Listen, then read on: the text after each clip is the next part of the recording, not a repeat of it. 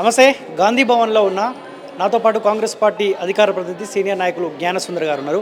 అన్న నమస్తే. నమస్తే అన్న. సో చూస్తున్న ఈరోజు కేటీఆర్ ట్రెండింగ్లోకి వచ్చిండు. మహిళల పైన ఏదైతే వ్యాఖ్యలు చేసిండో సో బ్రేక్ డ్యాన్సులు చేసుకోవచ్చంట, రికార్డింగ్ డ్యాన్సులు చేసుకోవచ్చంట. ఎందుకంటే సో ఆ మాటలు ఎందుకన్నా అంటే ఆ బీఆర్ఎస్ పార్టీలు ఏం చెప్తా ఉన్నారంటే సో బస్సులలో ఏ ఉచిత బస్సు అయితే కాంగ్రెస్ పార్టీ తీసుకొని వచ్చిందో బీడీలు చేసుకుంటా ఉన్నారు, బ్రష్ చేసుకుంటా ఉన్నారు, ఇతర కార్యక్రమాలకు మీ ఉచిత బస్సును యూజ్ చేస్తున్నారు కాబట్టి సో అటువంటి కామెంట్స్ చేసి బీఆర్ఎస్ పార్టీలు చెప్తారు.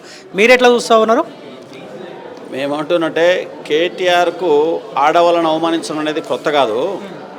టెలిఫోన్ ట్యాపింగ్ ద్వారా ఆడవాళ్ళ అంతరంగిక జీవితాల్లోకి ప్రవేశించి వాళ్ళ కుటుంబ విచ్ఛిత్తికి కారణమైన కేటీఆర్కు ఆడబిడ్డల మీద ఆ రకంగా మాట్లాడడం అనేది మామూలు చర్యనే. ఎందుకోసమంటే అవును, బస్సులో వస్తున్నప్పుడు వెళ్ళిపోయి తీసుకుంటే తీసుకోవచ్చు.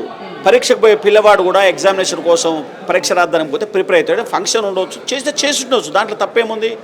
బ్రేక్ డ్యాన్స్లు అనే మాట మాట్లాడడం అవివేకన చర్య. అదే ఫ్రీ బస్సులో అనేక మంది తమ వృత్తులకు డ్యూటీలకు హాజరయ్యేందుకు ఫ్రీగా వెళ్తుర్రు.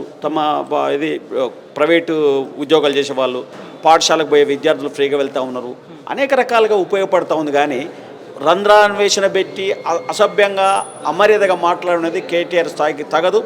ఆడబిడ్డలు ఏదో ఒక రోజు చెప్పుతో జవాబు చెప్పే రోజు దగ్గరలో ఉంది. డెఫినెట్ చెప్తారనే మాట చెప్తా ఉంది. ఒక్కొక్కరికి ఒక్కొక్క బస్సు కేటాయించండి అని చెప్పి మీ కాంగ్రెస్ గవర్నమెంట్కు రిక్వెస్ట్ చేస్తూ ఉంది కేటీఆర్.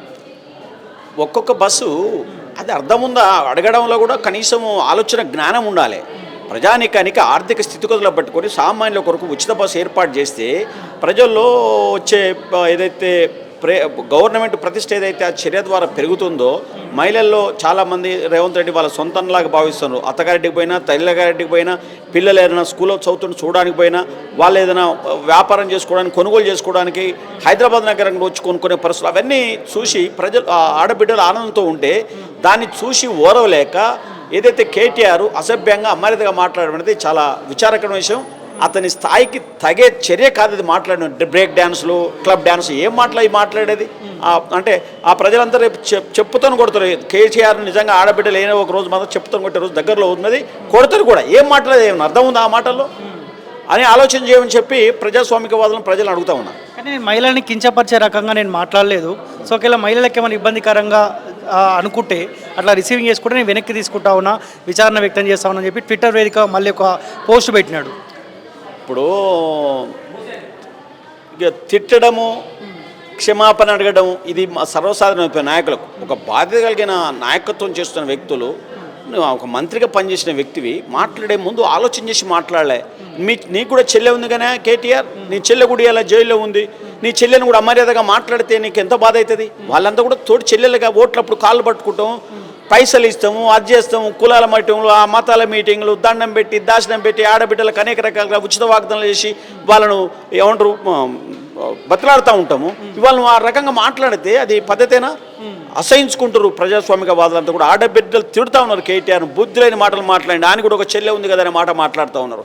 కాబట్టి కేటీఆర్ వాపస్ తీసుకున్నంత మాత్రాన గాయం చేసి ఇక నేను చెడ్డ మాట మాట్లాడితే బాగుండరు. హృదయాలను గాయం చేసి బూతు పదజాలు మాట్లాడి, అసభ్య పదజాలు మాట్లాడి, ఆడబిడ్డలను అవమానం చేసి, ఆ పేద ప్రజలు ఎవరైతే ఉన్నారో ఉచిత ప్రయాణం చేసి ఆడబిడ్డలందరినీ అవమానం చేసి మళ్ళీ నేను తప్పు అయితే నేను ఒకవేళ ఎందుకన్నా గాయం అయితే వాపసు తీసుకుంటున్నట్టే. గాయం చేసేందుకు వాపసు తీసుకునేందుకు అడుగుతా ఉన్నా. కాబట్టి కేటీఆర్ ఒళ్ళు దగ్గర పెట్టుకొని మాట్లాడే మాట, తనకు కూడా ఒక చెల్లె ఉంది, తను కూడా ఒక తల్లికి బిడ్డే. కాబట్టి జాగ్రత్త మాట్లాడే మాట. భవిష్యత్తులో కూడా ఇట్లాంటి తప్పులు చేస్తే తన్నుడు చర్య జరుగుతూ తన్నులు తప్పు అనే మాట చెప్తా ఉన్నాం. ఇప్పుడు మళ్ళీ ప్రెస్ మీట్ వస్తుంది కేటీఆర్ది. మీ ముఖ్యమంత్రి పైన చీటింగ్ కేసు పెట్టాలంట, అన్ని అబద్ధాలు ఆడుతూ ఉన్నాడంట.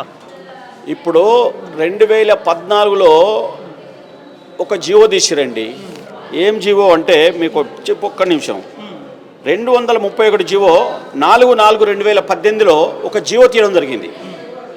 తర్వాత 2019లో మళ్ళొక జీవో తీశారు. జీవో నెంబర్ అది 2002. ఆ జియో ప్రకారంగా వాస్తవికంగా రైతు బంధు ఉందో పంటలు వేసిన పొలాలకు మాత్రం, చెలకలకు మాత్రం ఇవ్వాలని చెప్పి జియో ఉంది. అది కేసీఆర్ తీసిన జియోని. ఆ జియోను ఉల్లంఘించి గుట్టలకు, పుట్టలకు, రియల్ ఎస్టేట్ వ్యాపారస్తులకు, పెట్రోల్ బంకులకు ఇండ్లు నిర్మాణం చేసుకున్న గ్రామాలకు మీరు రైతు బంధు ఇచ్చి దాదాపు 30,000 కోట్ల పైచీలకు ప్రజాధనాన్ని దృఢి చేశారు. మీ మీద, మీ నాన్న మీద, మీ బావ మీద కూడా ప్రాజెక్టుల మీద అక్రమ దోపిడీ చేసిన మీ మీద చీటింగ్ కేసు, క్రిమినల్ కేసులు పెట్టి మీ దగ్గర నుంచి ఏదైతే ప్రజాధనం దొరికిందో దాన్ని రికవర్ చేయాలని చెప్పి రేవంత్ రెడ్డి గారు నేను ముఖ్యమంత్రిని కోరుతా ఉన్నాను.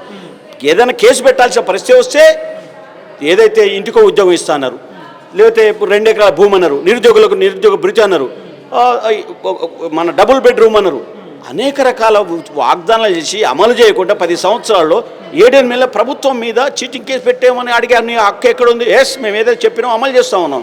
ఇలా భారమైన బాధ్యతగా స్వీకరించి 31,000 కోట్ల రూపాయలను 2 లక్షల రూపాయలు ఏకకాలంలో దేశ చరిత్రలో ఎక్కడ లేని విధంగా మాఫీ చేసి ఉన్న రేవంత్ రెడ్డి ప్రభుత్వం అనే మాట, కాంగ్రెస్ పార్టీ ప్రభుత్వం అనే మాట నేను చెప్తా ఉన్నాను. మీ మీద పెట్టాల్సి వస్తుంది, కేసే పెట్టాల్సి వస్తే నేను గౌరవ ముఖ్యమంత్రిని కోరుతా ఉన్నాను. అది కాళేశ్వరం ప్రాజెక్ట్ రిపోర్ట్ వచ్చే, లేకపోతే ఇది మన ఎలక్ట్రికల్ డిపార్ట్మెంట్ ఏదైతే ఉందో ఛత్తీస్గఢ్ ఒప్పందం రిపోర్ట్ ఏదైతే ఉందో అవి వచ్చే కానీ ఏదైతే 2014లో 2018లో 18-19 ఏదైతే జీవో తీసిరో ఆ జీవోను ఉల్లంఘించి రైతు బంధు పథకాన్ని గుట్టలకు పుట్లకు ఇచ్చిన కేసీఆర్ మీద క్రిమినల్ కేసు పెట్టాలి. నీటి ప్రాజెక్టుల మీద అక్రమ ధనదోపిడీ చేసిన హరీష్ రావు మీద, కేసీఆర్ మీద క్రిమినల్ కేసులు పెట్టాలి, చీటింగ్ కేసులు పెట్టాలి. వాళ్ళ దగ్గర ఏదైతే ప్రభుత్వ ధనాన్ని లూటు చేసో దాన్ని రికవర్ చేపించేందుకు చర్యలు తీసుకోవాల్సిందిగా గౌరవ ముఖ్యమంత్రి రేవంత్ రెడ్డి గారు నేను అప్పీల్ చేస్తా ఉన్నాను. Thank you so much. Right. So ఇది కాంగ్రెస్ పార్టీ సీనియర్ నాయకులు జ్ఞానసుందర్తో స్పేస్ చూసండి college TV. Thank you sir.